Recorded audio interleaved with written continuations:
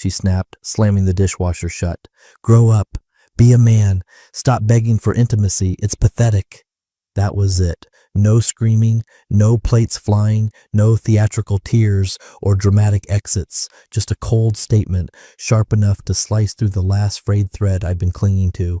I remember the exact sound of the word pathetic, how it rang in the kitchen like a bell in an empty cathedral.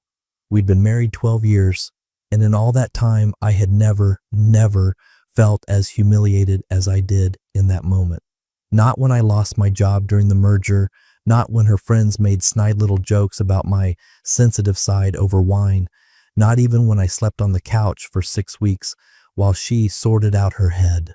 This was different. This wasn't frustration or disappointment. It was contempt, pure, unfiltered contempt aimed directly at me, and all I'd done was ask if she wanted to be close tonight, not even in a demanding way. I was careful, respectful. Hell, I even joked a little. I said I missed how we used to be. I asked if she felt it too, the distance.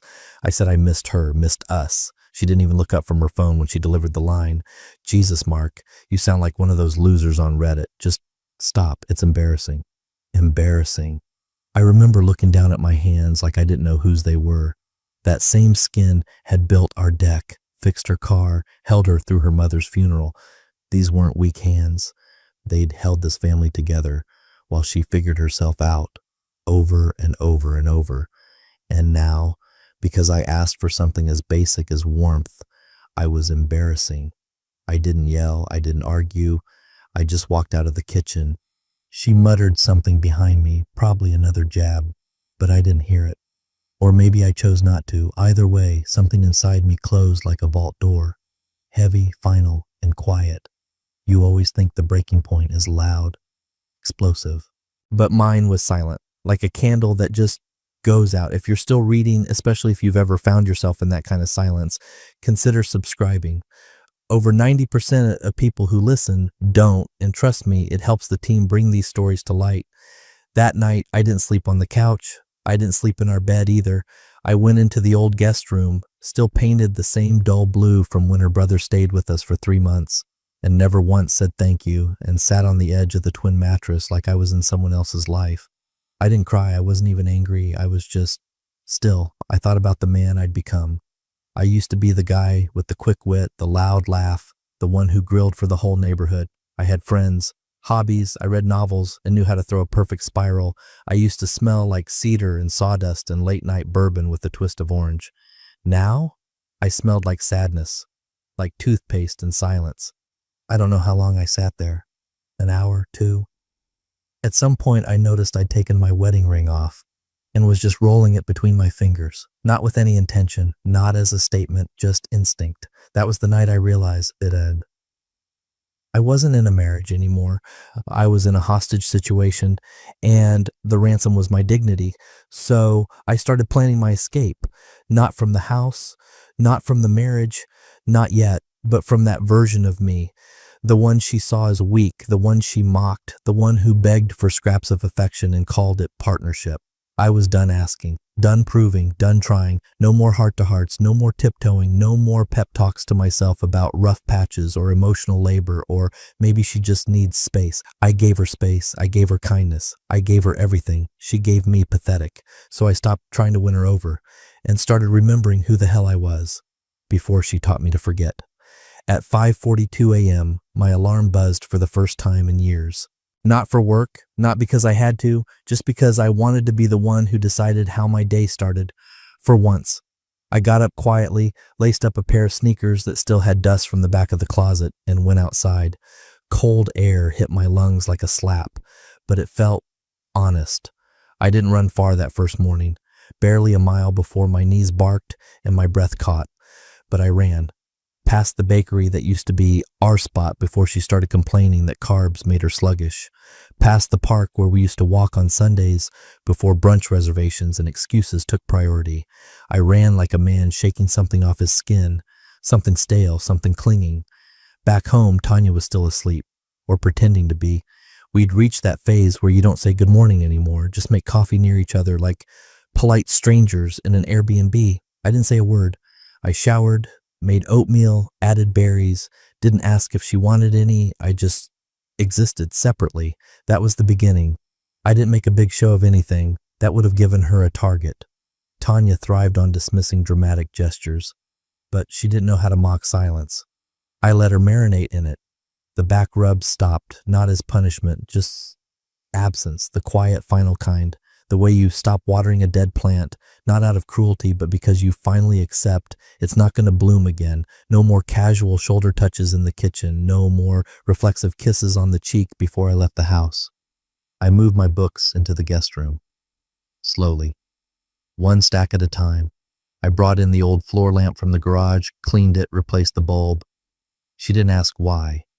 Maybe she thought I was bored, or nesting, or falling apart. She didn't realize I was rebuilding. I found a dusty old journal in one of the boxes, something I'd used before we were married.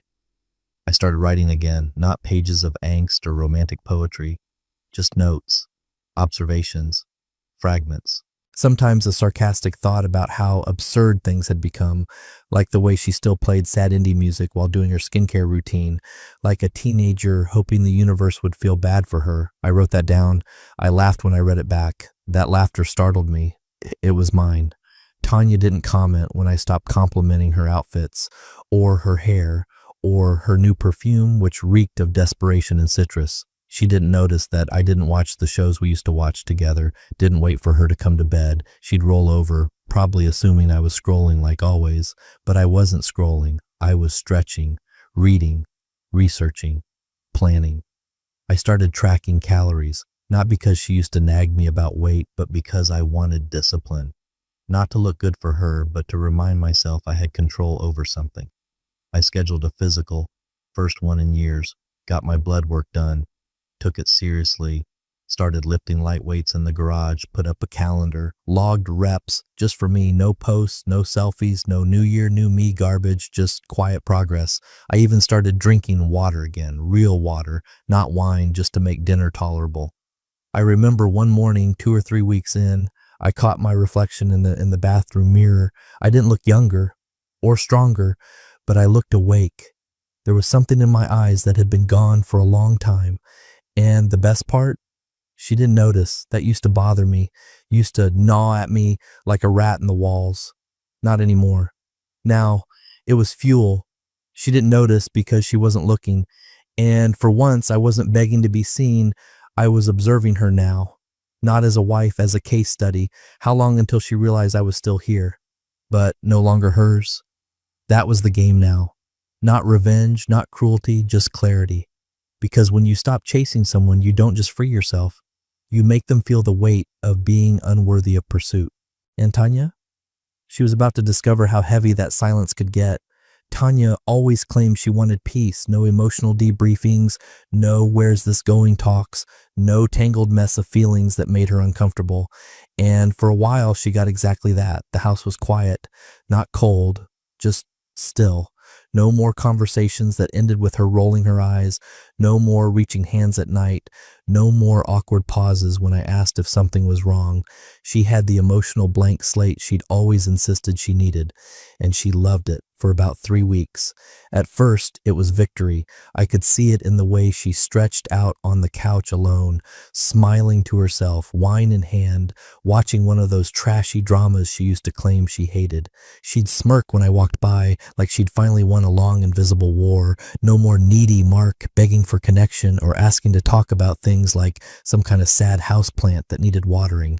She stayed out later too. At first it was dinner with coworkers, then book club, which based on the outfit and heels was either hosted at a nightclub or a modeling agency. She came home smelling like cocktails and compliments that weren't mine, and I said nothing, not out of fear, but because nothing she did surprised me anymore. That silence, it rattled her. I could see it the night she came in at midnight, heels in her hand, and paused in the hallway like she expected me to bark something, accuse her, question, fight. I was in the kitchen, calmly cleaning up the plate of food I'd made myself. One plate, one fork, no candles, no theatrics, just a man eating alone comfortably. "You're up late?" she offered, fishing. "Yeah, dishes were piled up." "Oh, okay." She lingered like she had more to say, but I just kept drying the plate. She stood there waiting for something, anything to happen. It didn't. She went to bed without another word. That became the new normal. She tried poking the bear, little sarcastic jabs during breakfast. Wow, eating healthy again? Hoping to impress someone? I smiled and sipped my coffee, just enjoying not feeling like crap all the time. She blinked, caught off guard. I'd usually try to de-escalate, make a joke. Now I just told the truth and moved on. She started watching me, noticing, asking small, casual questions. Did you always like running that much? Yep. You've been writing a lot, huh? Mm-hmm. Nothing rude, nothing cruel, just disengaged, unavailable. The woman who once told me I was too intense now walked around like a cat on a hot stovetop, waiting for the man she'd silenced to speak again. She didn't like the quiet anymore. She missed the sound of me needing her, but I didn't. It clicked for her one Sunday morning. She walked into the kitchen in her old flannel robe, no makeup, hair messy, and I was already out the door, gone before she even opened her eyes. She texted me, "Where'd you go?" I responded 2 hours later, farmer's market, ran into Kevin grabbing lunch. Kevin, her old college friend, the one she never liked, the one who used to make snarky jokes about her attitude and once told her she was lucky I hadn't left. She didn't reply. When I got home, she was doing laundry she never used to do, folding towels with sharp, angry corners. Didn't know you and Kevin were close. We reconnected. She slammed a cabinet a little too hard. Cool. But it wasn't. Not for her, because she could feel it now. That I wasn't hers, not emotionally, not spiritually, maybe not even physically. And I wasn't trying to make her feel that way. That's what shook her most. I had built a wall, not brick and stone, but attention and intention, and she was outside of it, looking in. She got the distance she once begged for. Now, she was just another person watching me move on without packing a bag. She wasn't used to being irrelevant, but that's exactly what she was becoming, one unnoticed choice at a time. It was after midnight when she cracked the door open. I didn't hear her at first. The pen was moving steadily, rhythmically, a familiar scratch across the notebook I hadn't used in nearly a decade, not since before the wedding, not since I still believed we were building something. The light in the guest room was soft, filtered through the old green lampshade from my first apartment. The room smelled faintly of cedar and ink, my world, my rules. "What are you doing?" she asked, her voice cautious. I didn't look up right away. I finished the sentence. Period. Then I looked up, slow and calm. Writing. She stepped further into the room, arms crossed like she expected me to hide something. About what? Thoughts, I said, then added, not everything needs to be shared. That got her. A tiny twitch in her brow, a spark of annoyance. For years, I had been the open book, the one who begged her to talk, who asked how she was, what she was feeling, what we could fix. Now I was the one with closed chapters. She walked around the room, glancing at the neatly arranged books on the shelf, the clean desk, the neatly folded blanket on the armchair. Her tone was flippant. "So this is your man cave now? A little midlife crisis cocoon?" I smiled faintly. "Nope, just needed space that respects me."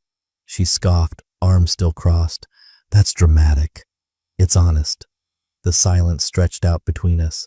She wasn't used to me saying things like that, without raising my voice, without begging her to understand. "It's not personal," I said. "It's just peace. This room has it, and I need it." She didn't respond right away. She just stood there, blinking like someone who expected a punch, but got a mirror instead. Eventually she said, "So what, now you're just checked out? Writing poems and pretending that solves anything?" "No poems, just clarity." "Jesus, Mark." Her voice cracked a little, not enough to sound vulnerable, just irritated. Like I was breaking some unspoken contract where I had to stay the one craving connection.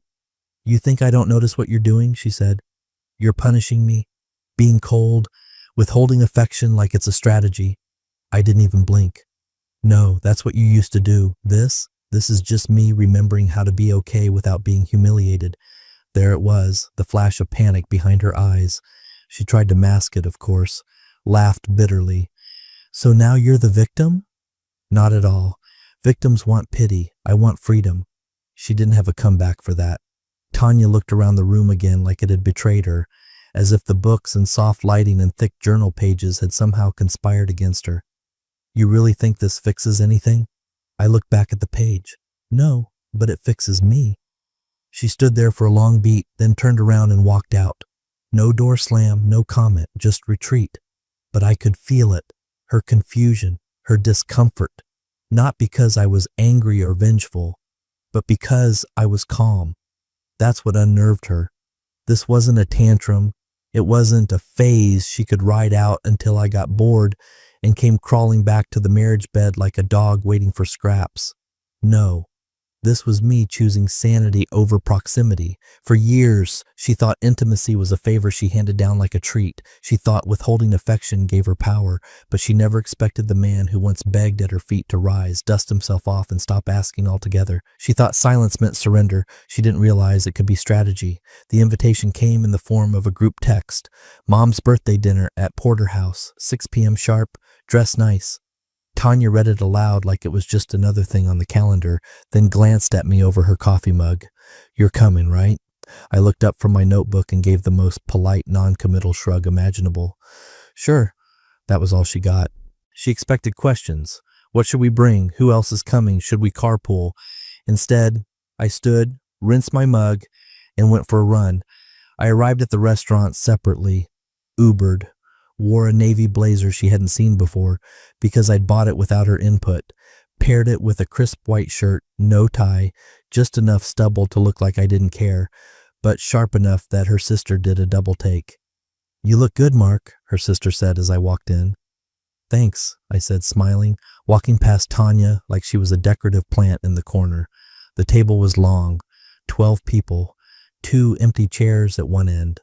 Tanya slid into one.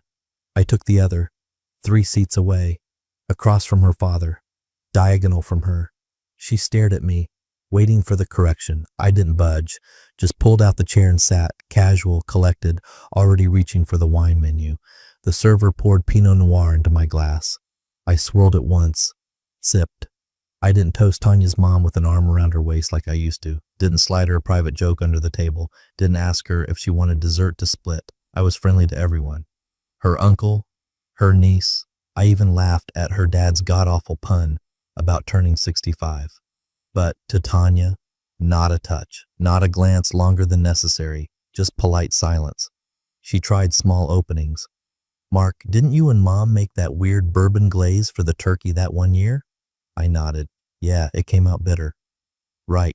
She smiled, expecting the usual follow-up, some warm recollection, a shared laugh. I didn't offer it, just let the moment hang there, like a balloon without helium. Then her sister leaned in, voice low, eyes flicking between us. Are you two okay? Tanya paused, fork hovering midair. I didn't answer. I was already back to slicing into my steak, nodding along to her brother-in-law's rambling story about his new car lease. But I watched her reaction, the way her mouth opened slightly, then closed. The tiny shake of her head as she muttered, "Yeah, we're fine." Lie number 1. That dinner was a stage, and Tanya had always been the director, deciding the narrative, the smiles, the roles. I used to play along, the affectionate husband, the agreeable son-in-law. But now, she was directing an empty chair. Every time I laughed with someone else, she tensed. Every time I poured water for her mom, but not for her, she noticed. When I offered to take a family photo and didn't sit beside her in the picture, her hand hovered behind me for a second, unsure whether to reach or let it drop. She let it drop. That was the moment. She didn't just feel distant. She looked like a guest at her own life, watching it move around her, unsure of the script. After dessert, I stood and patted her dad on the back. Happy birthday to the legend, I said, with a grin that felt real, not because I was faking anything, but because I finally meant it. As I turned to leave, Tanya caught up with me at the door. You came separately? She asked, trying to sound amused. Yeah, figured it'd be easier. Easier for who? I gave her a calm look. For everyone. Then I stepped outside into the cool night air, took a deep breath, and walked away. Not from her, not yet, but from the illusion that I still belonged to her. She had wanted space. Now it was starting to crowd her. She started small, a hand on my arm while passing me the salt. A laugh that lingered a second too long after I said something mildly funny. One night she sat down beside me on the couch instead of her usual corner chair, knees brushing mine, and asked, "Remember that weekend trip to Asheville?" I did. The cabin, the fireplace, the single night we couldn't keep our hands off each other. I nodded. Nice cabin. That was all I gave her. She kept waiting for the invitation, the shared memory, the warmth, but I just reached for the remote and put on a documentary about wolves. She left the room 10 minutes later. The next day, she walked in from work wearing a fitted blouse she used to wear when we were still us, a soft lavender perfume trailing behind her. She leaned on the counter, watching me slice red peppers for a stir-fry. "You always look good when you cook," she said, voice lighter. I smiled, not at her, just at the knife work. I liked the rhythm of it. Another brick, another wall. She tried jokes at first, playful remarks about my glow-up, teasing my new habits. "You're turning into one of those annoying health guys, huh? Should I be worried you'll start preaching about kale and cold plunges?" "Only if you start listening," I said, and walked out of the kitchen before she could find her footing. That was the thing. She was chasing a version of me she no longer knew how to read. I wasn't angry, wasn't sulking, wasn't spiteful. I was just gone. Not physically. I still made dinner, paid the mortgage, fixed the leaky faucet under the sink she never noticed until it damaged her hairdryer. I answered questions when asked. I was polite at her mother's house, respectful at her niece's piano recital, but nothing in my gaze said us anymore. She started showing up in the guest room more often, leaning against the doorframe like a woman trying to remember the password to a home she used to own. "Late night writing again?" "Sometimes." "About me?" "No." That answer stunned her more than if I'd said yes, because it meant she wasn't the center anymore. One night she climbed into bed before me, lingerie on, candles lit, some kind of slow jazz humming from the Bluetooth speaker she hadn't used since our anniversary 3 years ago. I walked in, paused, and looked at the scene like a hotel room I'd mistakenly entered. She patted the sheet beside her. "Join me?" "I'm good," I said quietly. "Long day." "Mark, come on. Don't pretend like you're not." "I'm not pretending." I turned, went to the other room, and closed the door gently. No drama, no explanation, just closure. The next morning, she didn't speak, just slammed cabinets and stomped through the hallway like a teenager denied her phone. That was the morning I saw it in her eyes. Desperation. Not the loud kind, not the weepy, mascara-smudged confession you see in movies. The quiet kind, the kind that settles in when a woman realizes the man she ignored, mocked, minimized for years is now too far to reach. She had played the game of push and pull for so long that she didn't recognize a man who no longer participated. I was still there, my clothes in the closet, my boots by the door, my toothbrush next to hers, but none of it meant ownership. I was no longer hers. I was a ghost occupying her space. She tried to bring me back in all the old ways, the half-hearted flirts, the guilt trips, even kindness, the performative kind, like asking if I wanted her to grab almond milk from the store, as if milk could replace a decade of emotional starvation. Each attempt only exposed the void she created, and she could feel it now. Every time I smiled without leaning in, laughed without touching her hand, existed without seeking her validation, she wasn't being ignored. She was being excluded from a man who used to beg to be let in. She waited until I was rinsing out a coffee mug. I could feel her hovering before she spoke, bare feet on the tile, arms crossed like she was holding herself together with tension and pride. The silence between us was thick enough to carve. "Are you sleeping with someone?"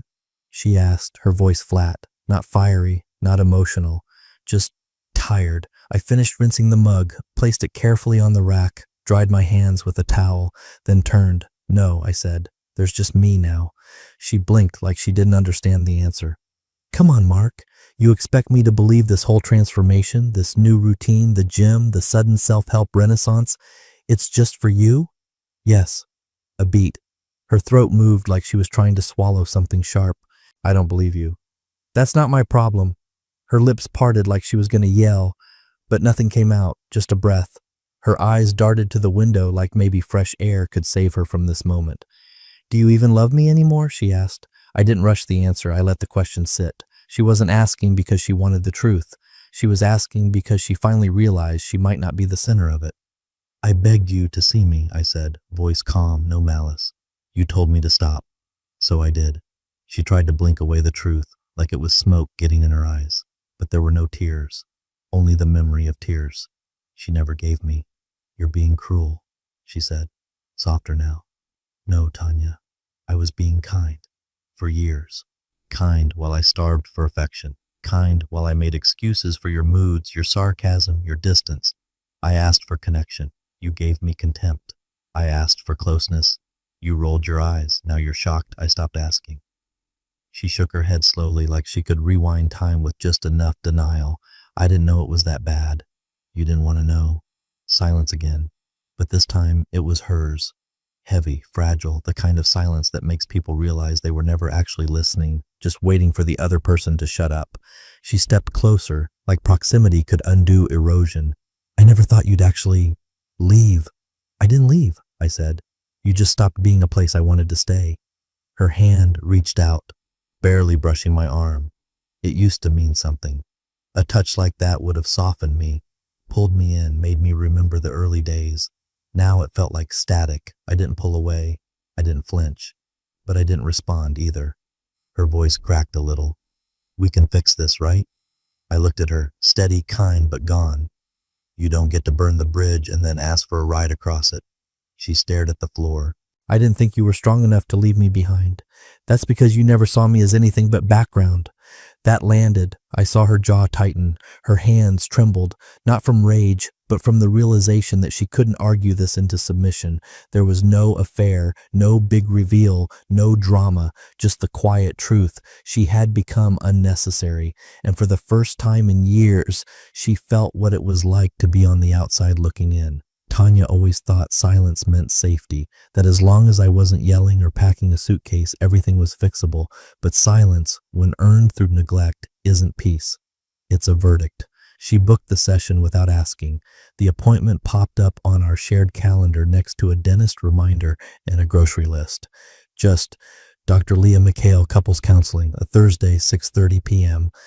I accepted the invite, no comment, no resistance. I think that rattled her more than if I'd refused. She tried to act casual about it the night before, stirring pasta with too much basil like it mattered. She's supposed to be good, Tanya said, not looking at me. Has a lot of experience with long-term couples. I nodded once. Sounds professional. That's all I gave her. We drove separately.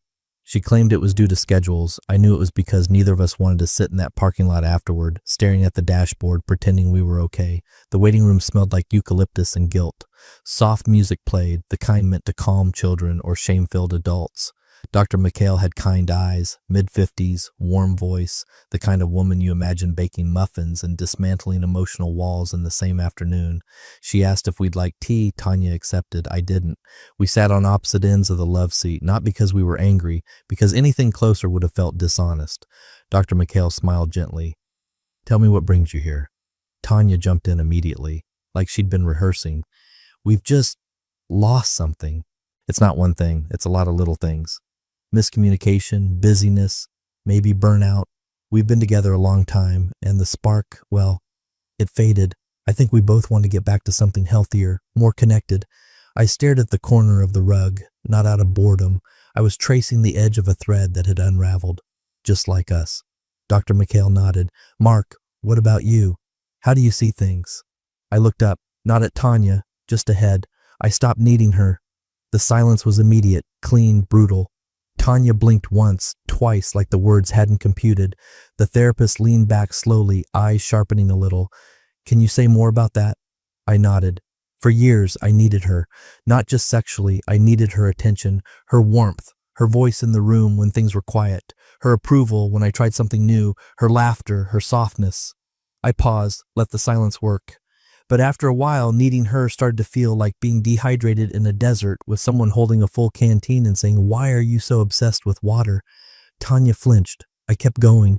Calm, not cruel, just factual. So I stopped needing, and once I stopped needing her, I realized how much she'd resented being needed. I'm not here to fix a spark. I'm here to tell the truth. Tanya's lips parted, but nothing came out. Her eyes were glassy, but still dry. Dr. McHale cleared her throat. Tanya, how does that land for you? I didn't mean to make him feel that way, she whispered. I nodded. That's the problem. You didn't mean anything. Not the coldness, not the contempt, not the distance. It wasn't calculated. It was just careless. That's worse. Now the tears came. Just one or two.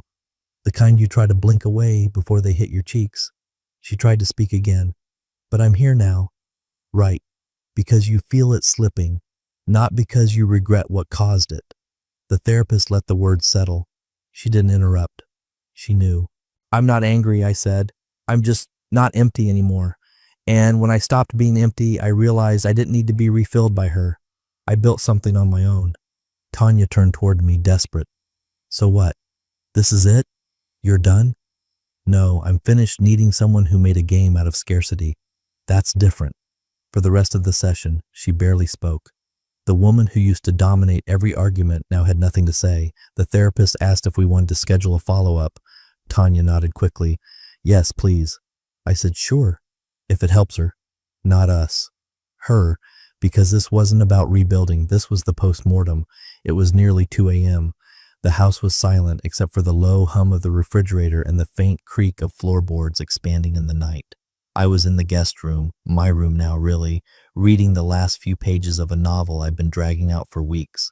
The kind of book you don't want to end because it's the only thing that makes the silence feel intentional. She stood in the doorway like a ghost. No knock, no words at first. Just a presence I'd once yearned for, now foreign. Her voice was soft, like she thought if she whispered, it wouldn't feel like begging. Please come back to bed. I didn't look up right away, finished the paragraph, dog-eared the page, set the book down carefully. Then I looked at her. She wasn't wearing anything seductive, just an old t-shirt and pajama shorts. Hair messy, face bare, vulnerable in a way I hadn't seen in years. But it wasn't real vulnerability, it was reactive, the kind that rises up only when control starts slipping. You don't get to summon what you told to go away, I said, quiet as a priest at a closed casket. She took a step into the room. Just one. I didn't mean it. That almost made me laugh. Not cruelly, not mockingly, just hollow amusement, like hearing a child swear they didn't know touching the stove would burn. I nodded once. That's the problem. You didn't mean anything? Her lip quivered, eyes wet. She swallowed like she was trying to hold back a dam with a teaspoon. You're twisting everything. I was overwhelmed. I didn't know how to say what I needed. You said it clearly, I replied, over and over. You just never imagined I'd actually listen. She crossed her arms, hugging herself. It was never supposed to go this far. It went this far the moment I stopped asking and you didn't notice. She dropped her gaze to the floor. That's when I realized she wasn't crying because she missed me. She was crying because she missed what I gave her. The comfort, the audience, the effort. The man who filled her silences so she didn't have to. I thought we were trying again, she whispered. No, you were trying to rewind the tape. I was listening to the silence. That they're not the same thing. She sat down slowly on the edge of the bed, like that would make this feel normal again, as if she could recreate something by occupying space. But presence doesn't equal intimacy. It never did. I know I hurt you. Yes, I said, but not in one big moment. That would have been easier. You did it with 1,000 tiny cuts, dismissive glances, snide comments, the way you flinched when I reached for you like affection was a mosquito you had to swat away. She didn't deny it. She couldn't. I looked at her, really looked, and felt something like pity, not for her, for the version of myself that once thought if I just loved hard enough, I could build connection from apathy. She reached out to touch my hand. I didn't pull away. But I didn't close the distance either. You keep acting like this is over, she said, but we're still here, still married. I shook my head gently. You're holding a marriage certificate. I'm holding the bill for all the things you didn't say, for all the affection I had to earn while you rationed it out like charity. Her hand dropped. We sat there in the silence for a long time. Eventually she stood, shoulders sinking like gravity had finally caught up. She left the door open when she walked out, but I didn't follow. Because by then she understood what I'd known for months. Some things don't shatter with noise, they fossilize in silence. And once that happens, no amount of pleas can resurrect the man she buried. The last morning was quiet, too quiet for her comfort. I made coffee like I always did, grind, pour, no sugar. The mug I used had a tiny chip on the rim, a crack she never noticed because it wasn't her favorite. But I liked it. It fit in my hand like it belonged there. Funny how some things stay loyal even when people don't.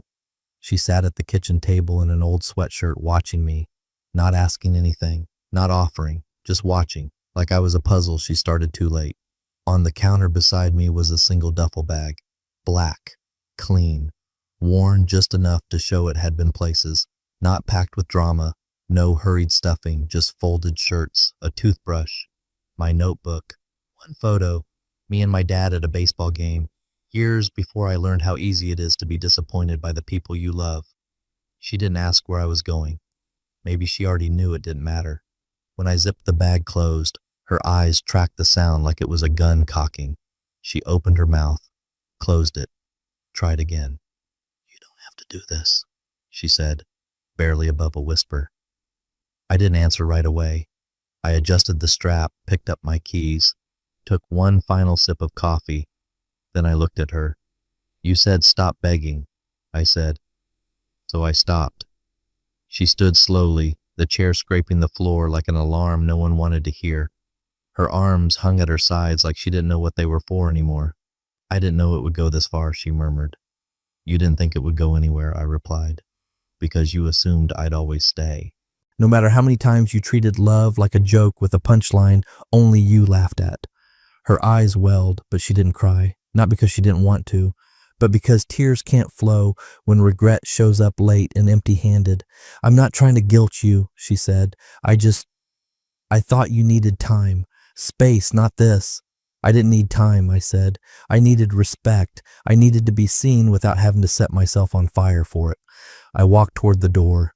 She followed, not too close, like even now she wasn't sure how to cross the distance she'd created. At the threshold, I paused, not for her, for me. She must have taken it as a sign. Her eyes flickered with something stupidly hopeful, like maybe this was the part where the music swells and the husband forgives and the credits roll. But I didn't turn around. I kept my eyes on the door, on the world that no longer required her permission. And I said calmly, "If you ever learn how to love without mocking it, maybe someone will stay." Then I stepped out. No drama, no slammed doors, just a quiet click. Final. She didn't follow. Not because she didn't care, but because she finally understood I had already left, long before I ever packed that bag. And in the hollow silence of the house we once built together, Tanya stood alone. The woman who once sneered at my need for closeness was now learning what absence really felt like.